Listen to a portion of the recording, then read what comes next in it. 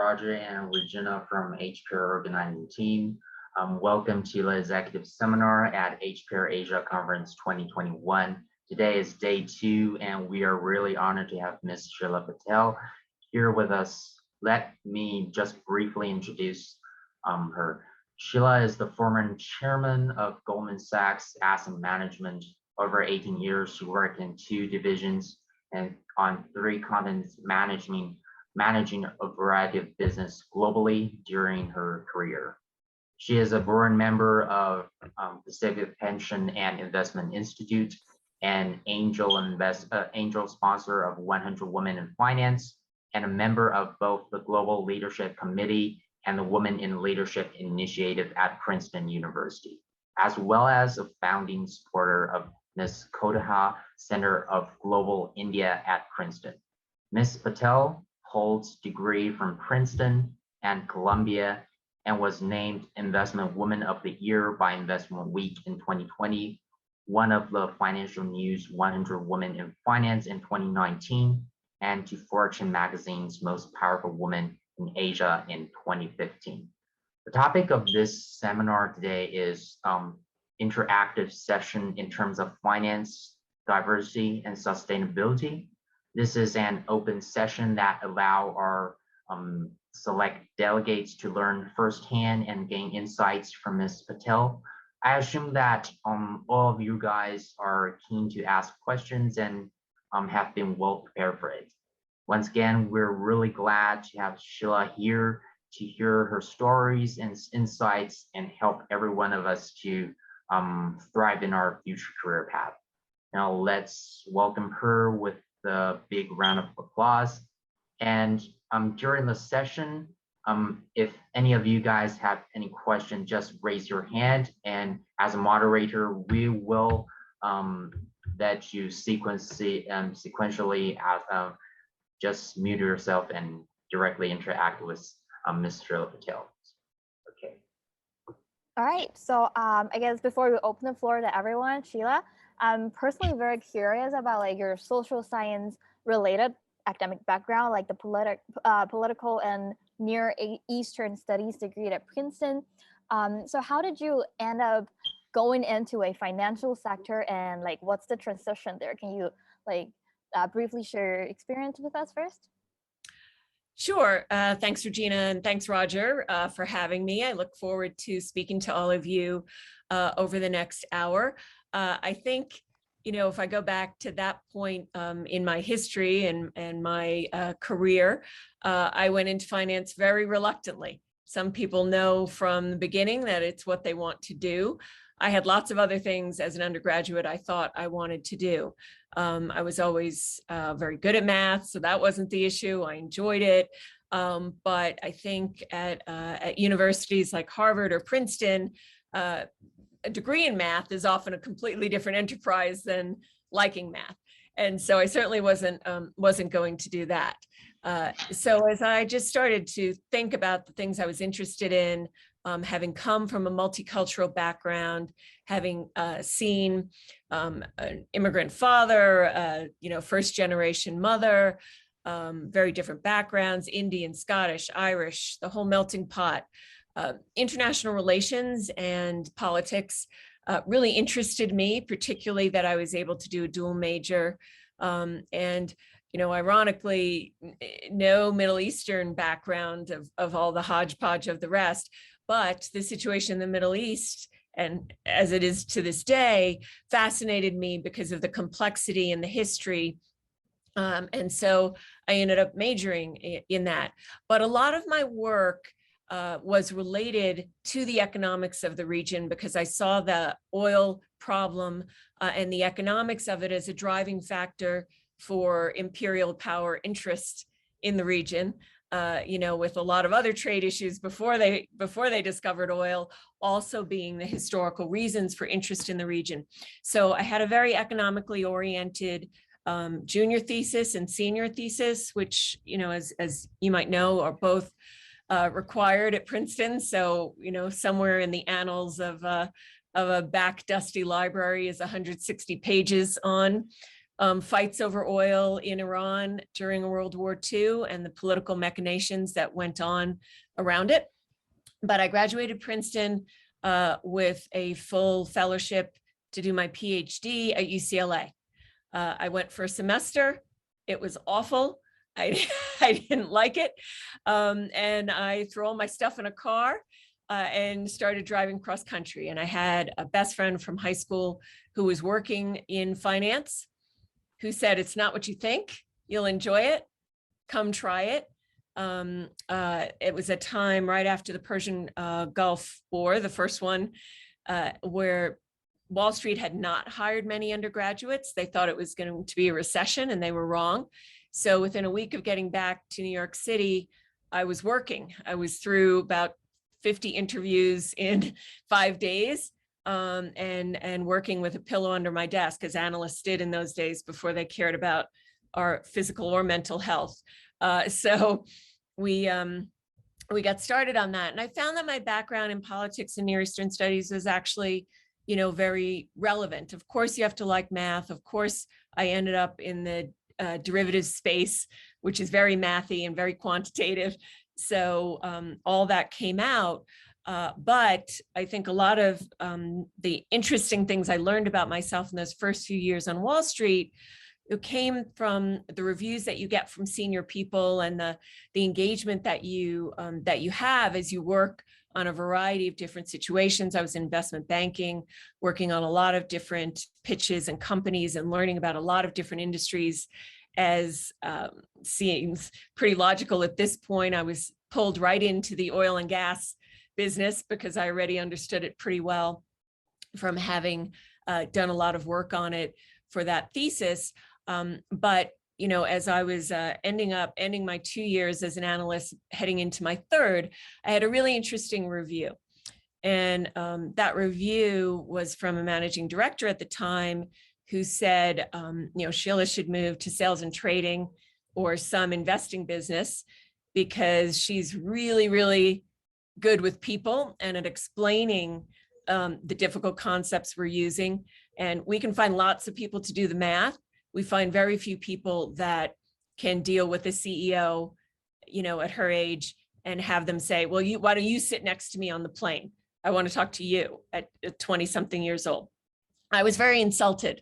I thought it was a ding on my quantitative abilities and that my modeling was, unsurpassed.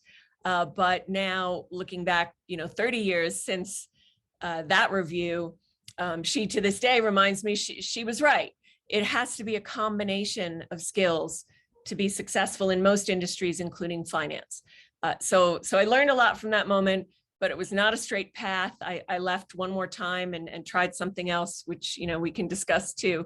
But the intellectual rigor and the variety of things you look at from an investing perspective is what kept drawing me back to finance and eventually what made me realize that it was the right path.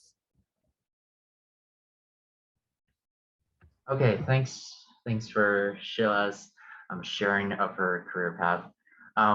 We all know you have 18 years in Goldman Sachs, right?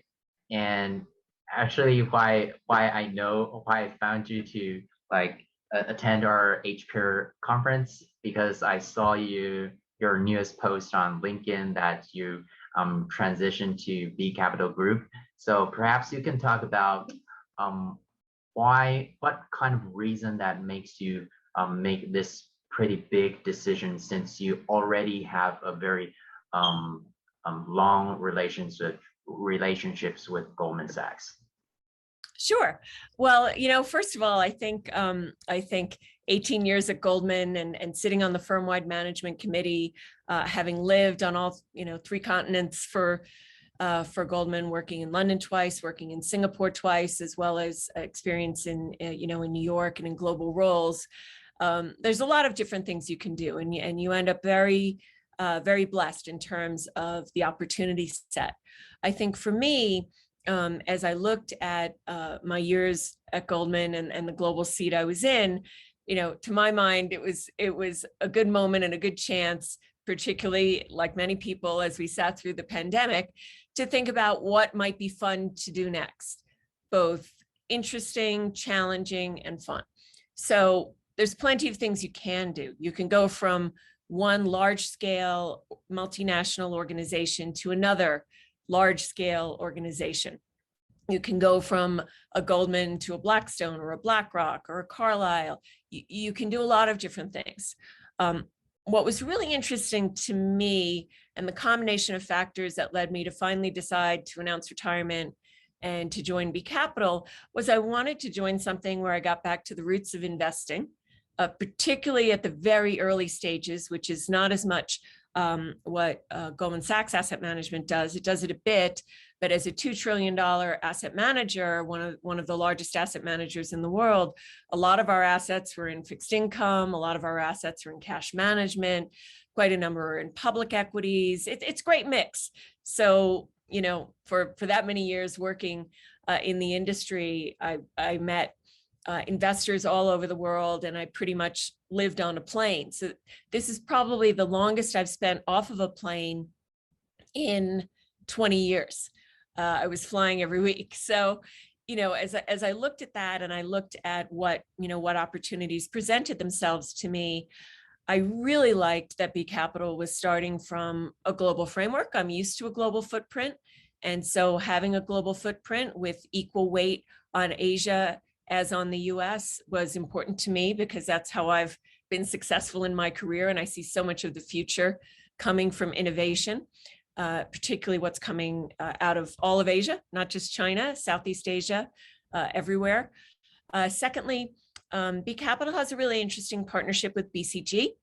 One of the things that you get very accustomed to at large organizations, and certainly you'd be accustomed to at Harvard, is anything that you think of, there's an expert. There's probably three. They might disagree with each other. That's cool too. But you are getting the resources to come up with any solution, think about any problem. There's always someone that has engaged in something similar. And I love that about Goldman.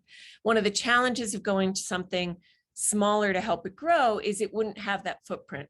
But B Capital has a really interesting partnership with BCG, access to its thousands of consultants and experts around the world. And that partnership means you get a bit of a Goldilocks situation. You get all the excitement of investing in the earliest stages and seeing a small business grow. And you get the footprint of a much larger enterprise. Lastly, I would say after 30 years in and around finance, you certainly learn, if you haven't learned already, that life is too short to work with people you don't like. And as I spent time with various firms around the world and thought about what I wanted to do post Goldman, I have to say that Eduardo Saverin, based in Singapore, Raj Ganguly, based in LA, Howard Morgan, who was number 50 on the internet, which was then the ARPANET in New York. It's pretty hard to find a combination of people with that much experience and multi-generational, multi-location, a global footprint. And, I think the four of us together make it even more exciting. So I'm already having a lot of fun, and it's only been a few weeks in. Okay. Yeah, we know your current role is in B Capital, but I also want to ask that, since we all know that in the financial industry, men are kind of the majority in the upper level, like management level. So since you, over the 18 years, you get up to as the vice chairman of Goldman, is there any obstacle or like ceilings that you face, and how do you try to solve it? Sure. Well, look, I think men are still the majority in finance. I'm not sure when that will change. And in a variety of industries, women, a lot of other diverse groups face challenges reaching the highest levels and making sure that there's that kind of representation. As a preface, I'd say, particularly when you work in investing, you realize that not having a diverse group around the table leads to poorer outcomes. You see that certainly from board composition and how companies perform. There's plenty of data on that, so I won't belabor that part.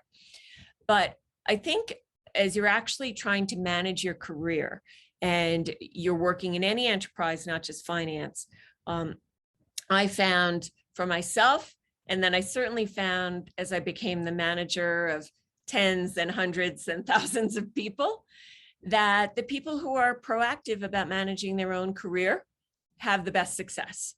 And so what are some steps to being proactive? What do I mean by being proactive? I'll start by being what it's not. Being proactive is not being the person that your manager tries to hide every time you show up, right? So I don't mean being a nag or a pain or anything like that. I mean thinking for yourself about what some goals are that you have for yourself in whatever industry, whatever role you have. I mean, secondly, identifying what a manager might need to know and how you can share that. And I'll give some examples in a minute. And lastly, having a realistic knowledge of yourself and an ability to take feedback and use it, even if it's feedback you don't like, because I find a number of people find it hard. They can nod through feedback, yes, but do they hear it? No.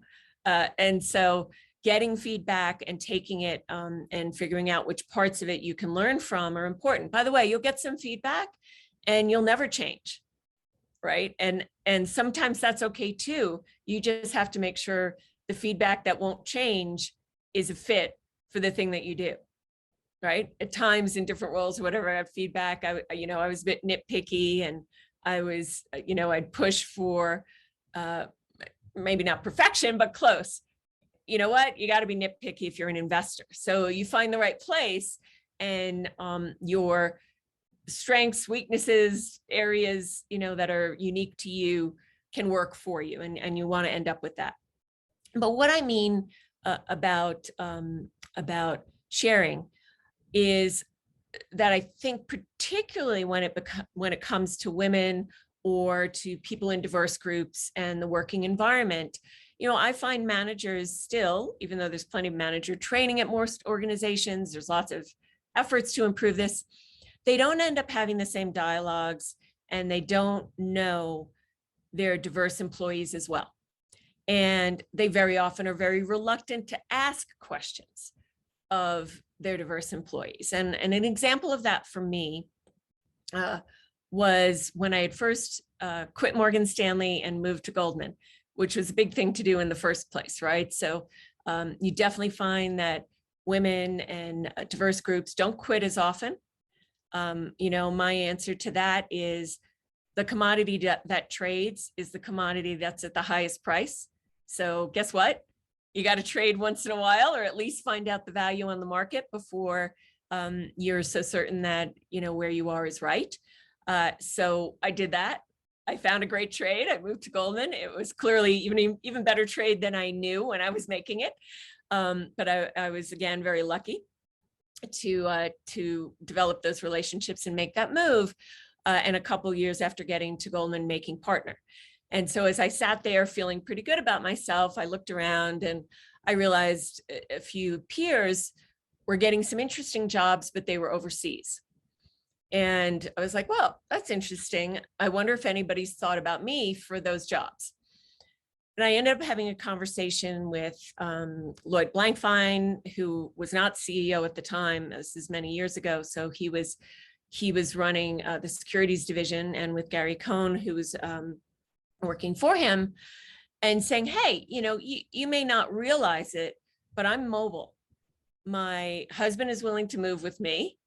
And my stepson is now in college, so I don't have anything holding me back. And if there is an opportunity anywhere in the world that I can move for, that's a big opportunity. I want my name on that list. Now, nobody asked me if I could move. Lots of people make a lot of assumptions about families, about women, about children. You have to do some of your own legwork to dislodge those assumptions. And if I put my hat on from being the person in the seat looking for opportunity to having managed thousands of people, I would say it's a psychological fact that the person that asks is in the back of a manager's mind to answer to when an opportunity comes and is filled, right? And so innumerable times I've sat around the table as we've talked about who would get a next big job, who would get a stretch assignment, who would get to move or take on a new role managing people. And a manager involved in the discussion would say, well, Susan keeps coming in asking, you know, she's missed the last 2 opportunities.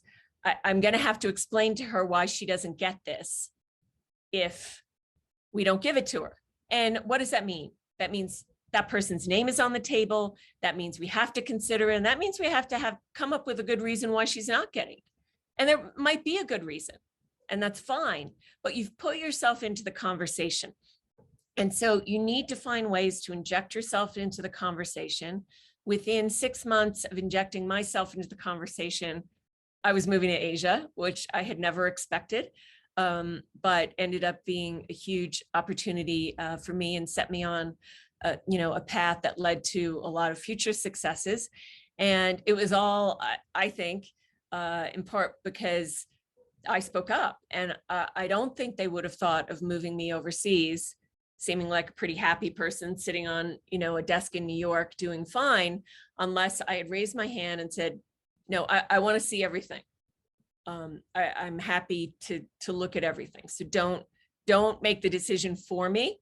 Let me make the decision. And let me tell you about me, what you might not know because you're not comfortable asking, or because you think you might get in trouble for asking, and so on. And so there's a lot of that goes around, and you need to do your best to be known to managers, mentors, sponsors, have them know about you as a person and what you're capable of and what you're willing and not willing to do. You can also say, I'm really interested in opportunities. I really can't move for the next 3 years.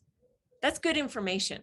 And people that share that in a mature way, even if it's something they can't do, go up in a manager's estimation of that person's capabilities, what that person does for wherever they work, and what they can contribute.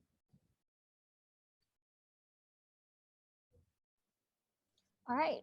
Thank you, Sheila, for sharing all these experience and also like sharing sharing so many like encouraging words with us. Just one before we open up the floor to everyone to ask questions. Just one last question about ESG.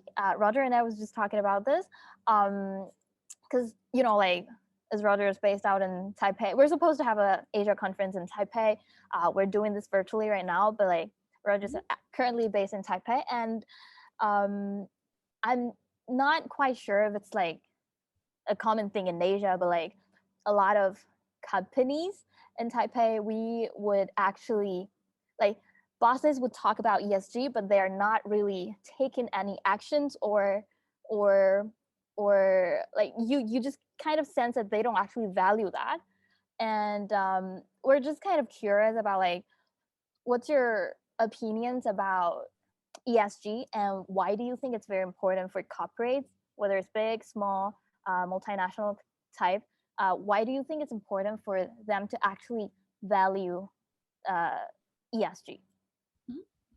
Sure. Well, look, I think ESG and sustainability are phrases, words that get bandied around. They can mean different things to different people, just like art. You'll know it when you see it. I think that what you see going on today is a growing realization that issues like climate are not able to be contained in a silo. And so what does that mean? It means whole industries will change. I think from a finance perspective, the way that corporates or that you get the broader finance community to engage in a topic is frankly when it makes them money or costs them money. ESG has the potential for both. When you think about it costing corporates money, think about stranded assets as regulation increases in some place like Europe, there are mines, there are oil rigs, there are cars on the road that will no longer be viable. What does that mean? Think about construction when it's done in areas that have environmental sensitivity and that have either been burned down by forest fires or subject to flooding or are in danger from the environment in other ways. Those assets have become uninsurable. And you find more and more insurance companies refusing, even as the pools get bigger and bigger to try to spread the risk, refusing to insure certain assets. Again, something that can't be insured is not great from a corporate perspective. And so you end up changing the dynamic that way. I'm giving you a very mercenary view of ESG and sustainability, but I think it's important that we're realistic about realizing that the mercenary view is an important one, and maybe one that sways people that aren't swayed by the next leg when I get on to the good reasons for thinking about ESG and sustainability. Because from a pragmatic perspective, a lot of businesses can be disintermediated, could find themselves on the losing end of something because of stranded assets, or could find themselves footing an extremely large bill because a regulator or environmental issue or other situation ends up revealing that they don't have a strategy and a plan on this issue. And I think a great example of that is what's gone on with Exxon and Engine One. Engine One, if you haven't heard of it, is an activist hedge fund. It was founded by a very good friend of mine who's an ex-Goldman partner named Chris James. It's a fascinating group. And his premise is, most ESG and sustainability investments are about starting small and getting big, right? Let's do this wind farm here. Let's do something in renewables. Let's do something in solar. But it's the largest companies in the world that already have a footprint, and some are changing and some need to be forced to change. And again, he went at it from an economic angle and said that Exxon's profitability and returns to shareholders had been lagging its entire sector for years. What does that mean? And as one of the largest companies in the S&P 500, doesn't that mean it's time for a change in board members, a challenge to their strategy, questions about statements that in his view, were not showing an awareness of where the markets are headed and positioning Exxon for where that would go. You then saw some very large, very influential pensions in the US join in and invest with Chris and come to his way of thinking. And I think in a shock of shocks, in the middle of it all, you saw Exxon losing in a shareholder vote and having to replace several board members and start addressing its strategy. So there is a power to the economics of this that can be wielded for good, but there is some basis in it that comes from the basic economic question of whether you're actually doing your job well in the first place in terms of shareholders. There's a difference between shareholders and stakeholders. And I think as we get to the second leg of your question, it's stakeholders that we should think about, right? It's entirely reasonable for a community, a region, a country to expect companies that derive profits in that region to also make sure that their efforts are sustainable, right? I think you see that in pollution today and people's willingness to live in certain areas because of their quality of life in those areas. Now, obviously, the burden on this falls very often on the most economically challenged among us who can't afford to move or who can't say, oh, the air in California is dirty today, I'm flying out and I won't be back till it's better, or I won't be in Singapore whenever there's smoke blowing from Indonesia because I'll just go somewhere else. That's not a viable solution. That doesn't address the underlying problem, right? And so I think what you're seeing is a recognition of the connectivity of the E, the S, and the G, that question of what was social, and I would say, having watched the evolution of ESG for many years from the asset management seat, I'd say the G was easy. People got the G pretty quick, right? Yeah, of course you should have good governance. Good governance, and the definition of it started to evolve. It started to be more about independent board members. It started to be about diversity on your board. It started to be about challenging management and so on. But anyway you look at it, the G came first. Then you got to the E.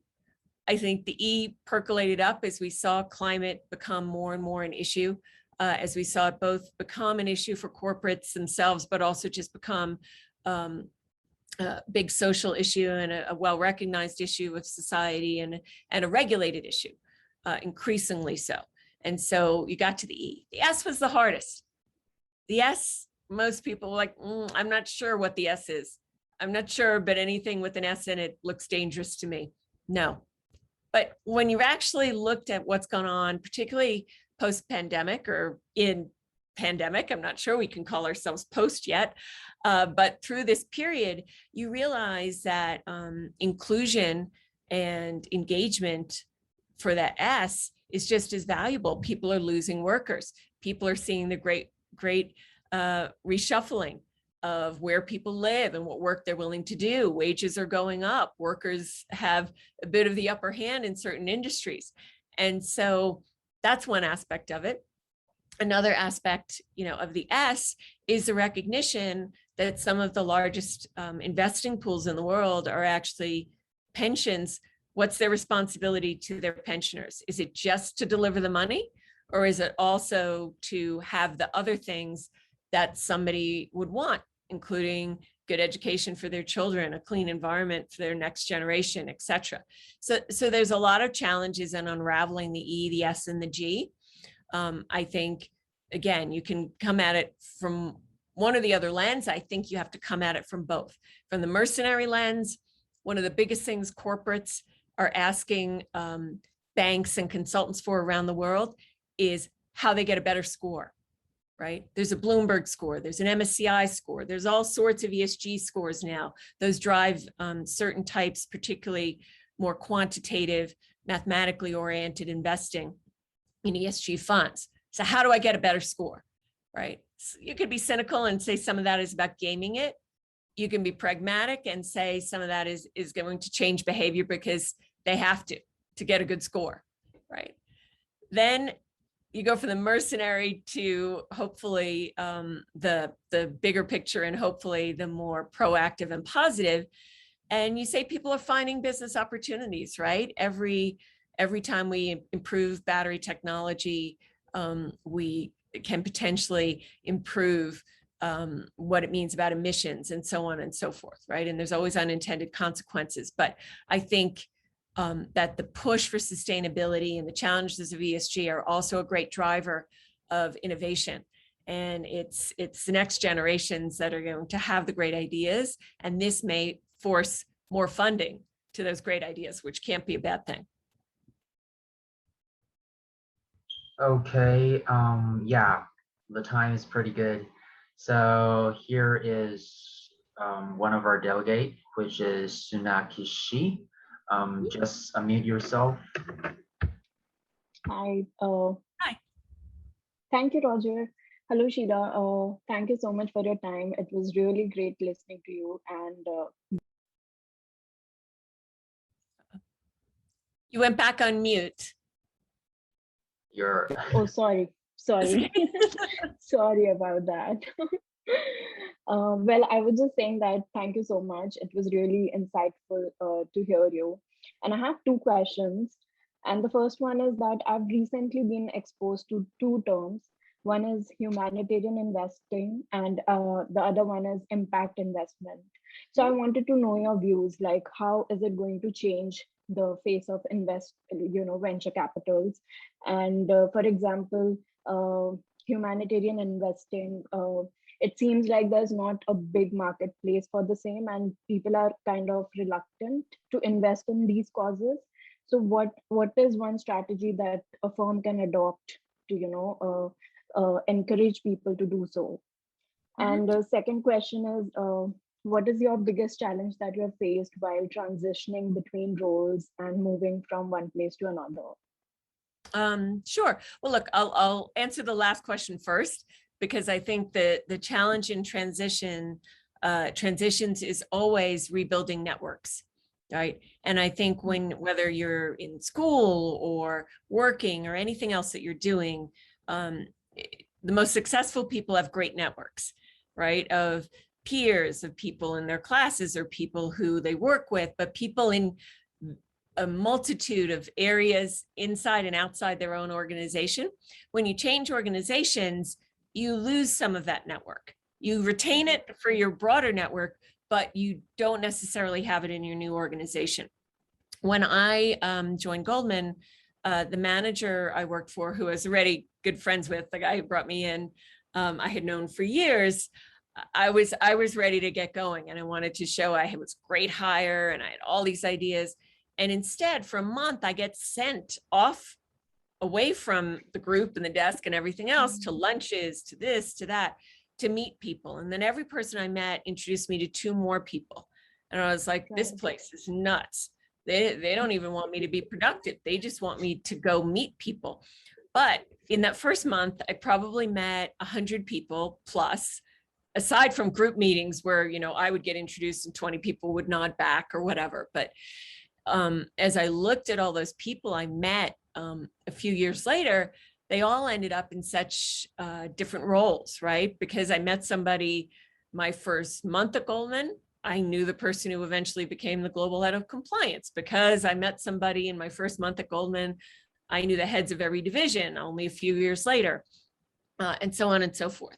So I think changing organizations is a great moment to take stock and to give yourself a little time and give people time to get to know you. And so that's always an interesting thing to negotiate. To go to your first question, I think where sometimes you end up with a mismatch between what you're trying to accomplish by encouraging humanitarian investment or impact investing is understanding what investing is, what motivates it, and where it's coming from. And maybe this is illustrated by a bit of an anecdote.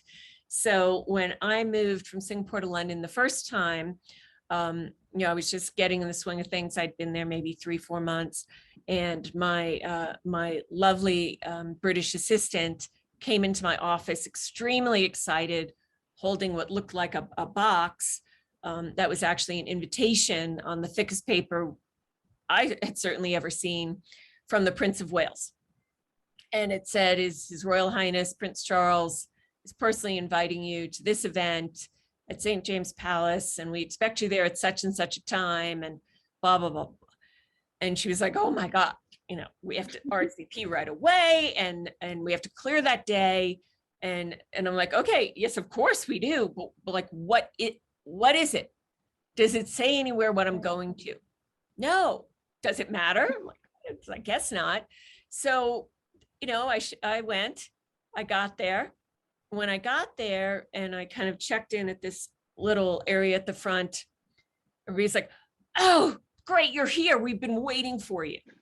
And I got grabbed and I got a sticker put on me. So I had my name tag on me, but then I got some green sticker was put on my lapel or my dress. And I was like, what does this mean? Like, I've been tagged for something. I have no idea what. And so as people gathered, eventually I got hustled again into a front row seat. And so now I'm in a front row seat. Prince Charles is right in front of me. There's about 200 people in the place. There's an empty seat on one side. And I see a gentleman who remains a good friend to this day, this was about 15 years ago, get hustled into the seat next to me and plop down. I introduced myself. Hello, he's from Germany. Hello. He's like, I'm so sorry to ask you this. Do you know why we're here? I'm like, no. Do you know why we were put in a front row seat? I'm like, I have no idea. No idea. I still don't know what's going on. So they commence the program. It becomes very clear the program is about climate change. It's about deforestation. It's about investing in the environment. All great. So it was great. It's a great program. He spoke. Scientists from Oxford spoke. It was very nice. There was a tea reception being held after. They say, everybody, please come to the tea reception after. Right. Okay. Yeah. As we get up to just kind of wander out, we get grabbed again. 2 other people that had the green dot also get grabbed. And no, you come this way. You're having tea with Prince Charles. Okay. So long story short, we end up in front of Prince Charles and he commences to lecture us about how much money we each have. And he had a helper behind him who would be like, she has $1.5 trillion. He has $800 million, right? And he's like, I think all of you should be investing in da, da, da, da, da, right? And myself and the gentleman I become friends with next to me said, see, there's one thing, sir, like, it isn't our money. And he's like, not your money. Like, not our money. Well, whose money is it? It's like, well, it's pensions, it's insurance companies, it's individual investors, it's their money. We can't invest it if they don't want to invest it in these things.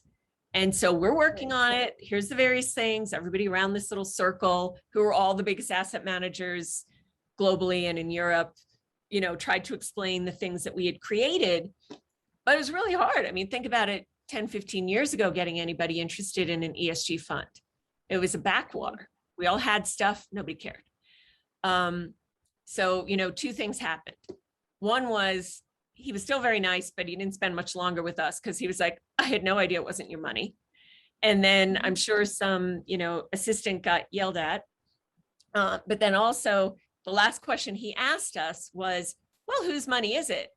And we're like, pensions, etc. And sure enough, within 2 weeks, I got a call from a friend of mine who ran one of the biggest pensions in the UK, who was like, okay, what's this thing I have to go to with Prince Charles? Because he was like, okay, it's their money. So whose money it is and what their mandate is for managing that money is critical. Mandates for some of the biggest pools of capital in the world have not been about ESG to this point. They've been about creating social safety nets and other very important goals. To make those goals compatible with each other is really the job of the next gen of ESG and impact and humanitarian investing. It doesn't necessarily mean that you're giving up on the goal for returns. You really can't. Most pensions around the world are underfunded, right? And that's an important social goal as well. But it does mean that the way that we come up with ideas, structure ideas, and explain ideas has to improve, because showing the mutual benefit of these ideas is critical to having it stop being a question of whose money is it. It's not my money. It's not my money either. And a pension head can easily say as well, it's not their money. It's the pensioner's money. So who at the end says, it's my money and I care. It's my money and this is how I want it invested. Interestingly, people thought during the pandemic, especially when it started in March 2020, that would be the death knell of ESG products. In fact, money flowed into ESG, particularly in Europe. They were the top receivers of funds, and remarkably, nobody expected that in the US. Same thing happened in the US. So these situations do jog people's awareness, and seeing individual investors make that choice is a big wake-up call as well. Wow, that was wonderful and very detailed, and thank you so much for answering. Sure. Sheila. I think the next one would be Anne Neil Matthew. Please unmute yourself.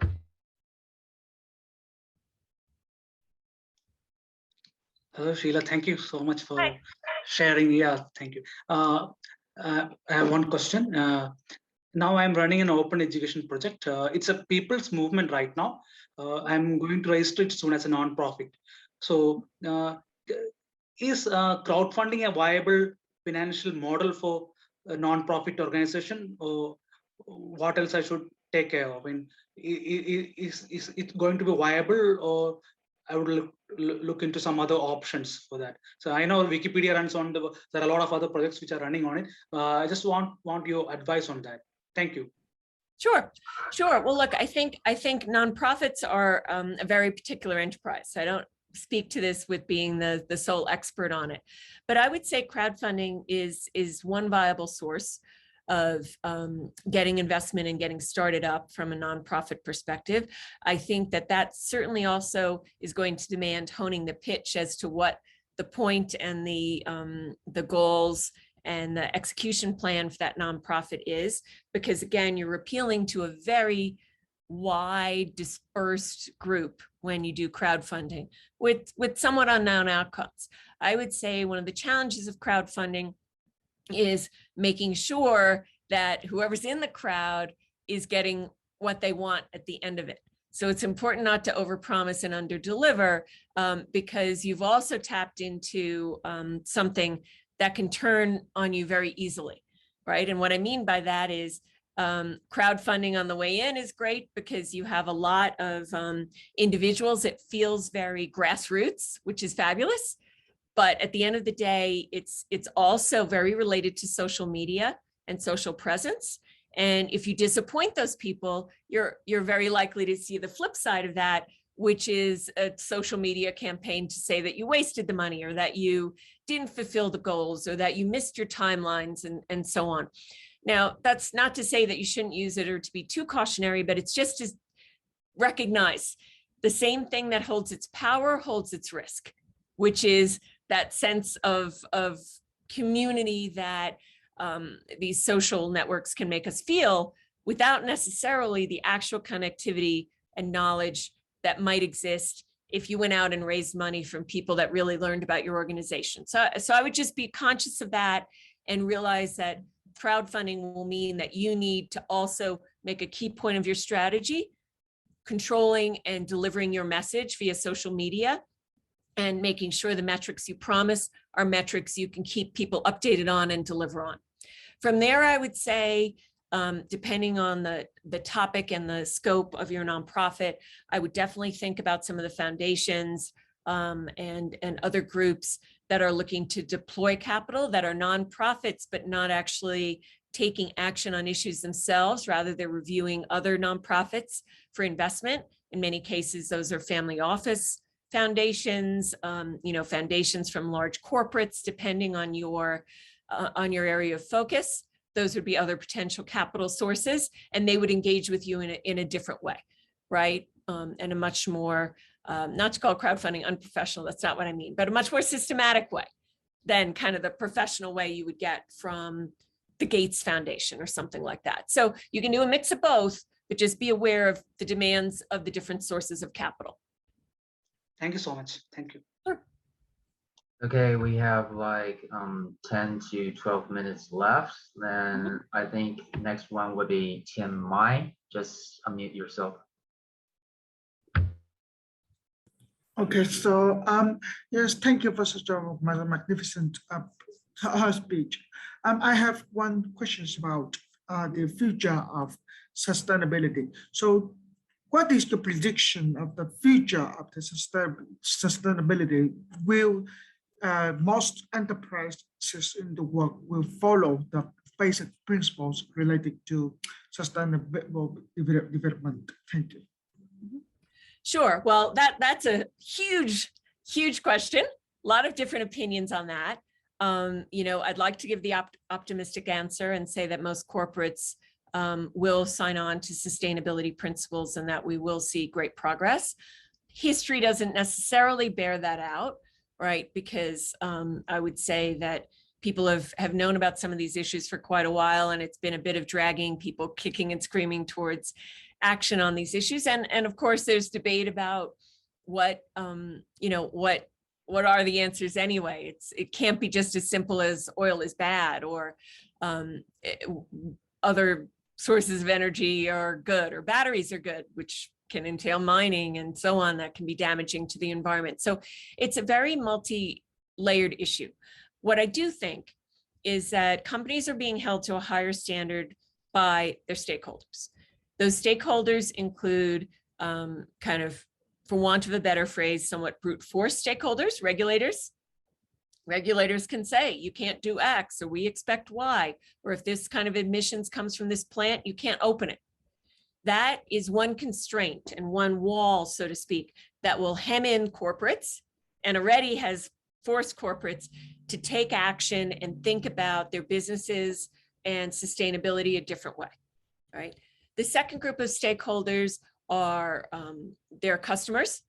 You've seen customers much more quick to respond when they see things that they see as violations of ESG principles.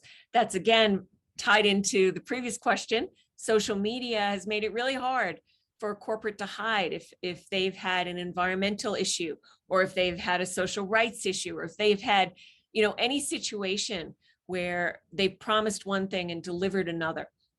So that is a softer wall, so to speak, but it is something that is creating pressure on corporates, can create pressure for good and for bad, but ultimately is creating a force, hopefully for good, in terms of their actions towards sustainability.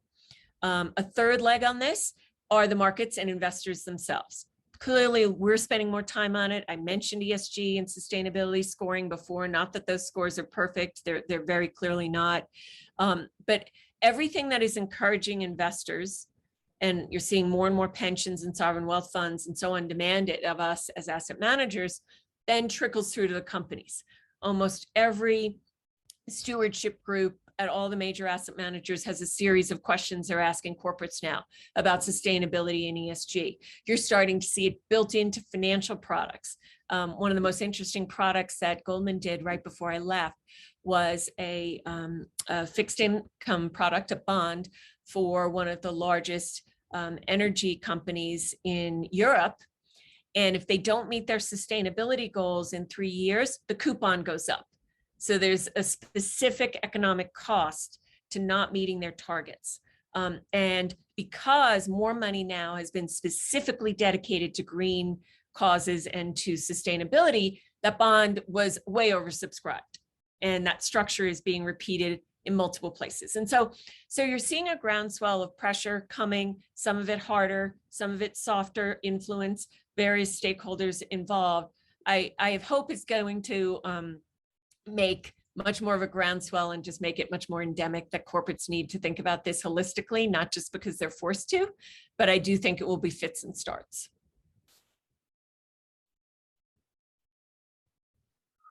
Okay.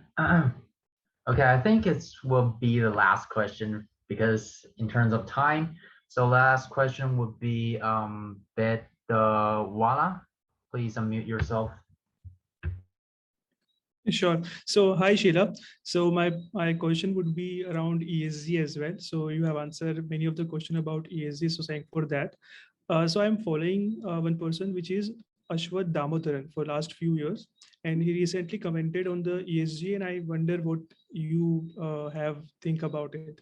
So quote, he has said that if you invest in ESG, and if you are driving an SUV and you are flying all over the place, and if you are living in a big house that is air conditioned, stop talking to me about ESG. And here the hypocrisy here is mind-boggling. And the problem with the ESG is that too many people are making too much money of the concept, consultant, bankers, portfolio managers, and selling all this stuff like crazy. So he commented that it's a cake for everybody, but calories for nobody. So I wonder what you take this comment as. Thank you. Sure. Look, I think it's a really interesting and great point, right? I think that one of the interesting findings of the pandemic was how much less people needed to travel to do their work, and that leads to a better carbon footprint. And can people stick with that? Because that's actually a concrete action towards sustainability. So there's a lot of pressure on some of the corporates that had the highest travel budgets to say, hey, you did fine, the economy did fine without everybody getting on a plane and so on. I think it's very reasonable.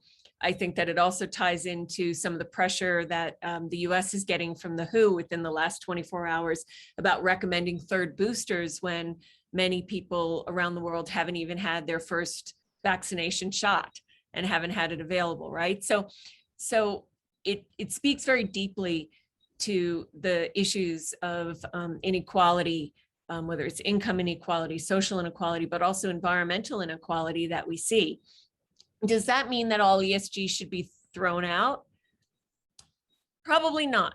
And the reason I push back on that a little bit is because whenever you've seen evolutions and revolutions from a business perspective, it's taken a bit of challenge and a bit of desire for change from people who haven't changed themselves, right? You look at the breakup of Standard Oil in the US, or you look at rules on monopoly around the world, or you look at data protection for individuals.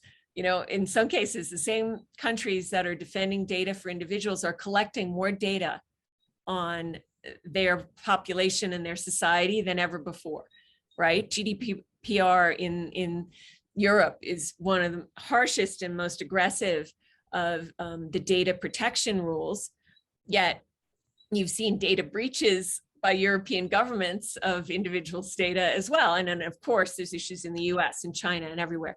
So we're not perfect, we're human. That's how we got into this mess.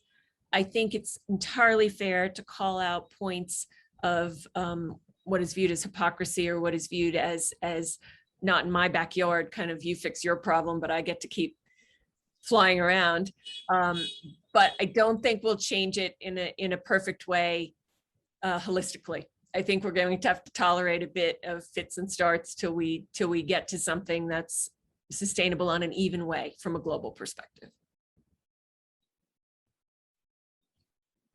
Okay, so we still have some time. Probably sneak in one more, yeah. perhaps that will be the last one. Ray, okay. Just unmute yourself. Right, awesome. Thank you, Sheila, for all these insights. And my question would be, what are the things that you look at when you decide whether you want to invest in a certain industry or a certain company? And like, how do you sort of get the context and insight into each different industry that is, not where, that does not fall into your expertise? Sure. Well, thankfully, first and foremost, I'm surrounded by an incredible group of investors who are experts. So, both while I was at Goldman and now at B Capital, our healthcare fund is run by doctors, run by people with PhDs, run by people that have spent their lifetimes educating themselves on in and around the issues of healthcare, and that's repeated in multiple places. But I would say, something that several great investors, people I admire over the years, have said to me, and they've said the same thing, and I've observed it myself, and I follow it myself, is the way to find a great investment is to find great people. You can have a fabulous idea if the people running the company are not great, if the way that they're managing the company is suspect, if in general you get a bad feeling from the person who's CEO, don't invest. Because what you do see, and I think that the innovation cycles that we've now witnessed globally, not just Silicon Valley, but around the world, is that there are serial entrepreneurs who are successful. So what is it about those people that lets them not just take a great idea and make it some business, but make it fantastically successful, repeatedly? And in most cases, it's those unique qualities that you look for as an investor, and you say, okay, I'd back this person again. She found a great business, or he did a great job. So it's about the people. Now, do we all get people wrong? Yeah. Look at some of the biggest unicorns around who ended up with huge issues with harassment in their businesses, or with how they were actually treating workers or employees or so on. So, it's investors, just like everybody else, can be dazzled.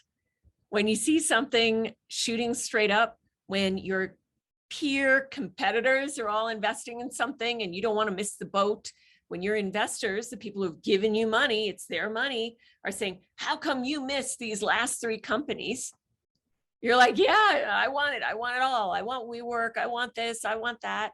And then you'll end up, having to figure out, how does a great idea and a great startup business mature into a business that lasts?